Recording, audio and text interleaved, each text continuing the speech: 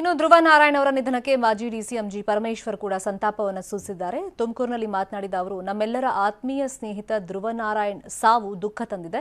ವಿದ್ಯಾರ್ಥಿ ದೆಸೆಯಿಂದಲೂ ನನಗೆ ಅವರ ಪರಿಚಯ ಇತ್ತು ಅಂತ ನೆನಪುಗಳನ್ನು ಮಾಡಿಕೊಂಡಿದ್ದಾರೆ.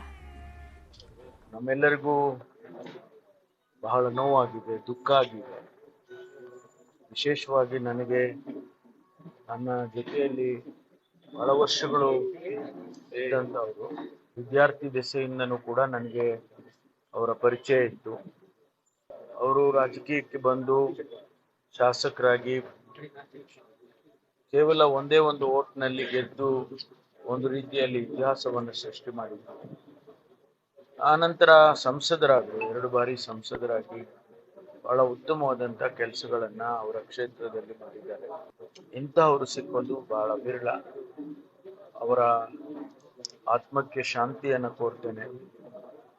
ಅವರ ಕುಟುಂಬದ ವರ್ಗದವರಿಗೆ ಅವರ ನಷ್ಟವನ್ನು ಭರಿಸ್ತಕ್ಕಂಥ ಶಕ್ತಿಯನ್ನ ಭಗವಂತ ದಯಪಾಲಿಸಲಿ ಅಂತ ಹೇಳಿ ನಾನು ಪ್ರಾರ್ಥನೆ ಮಾಡ್ತೇನೆ.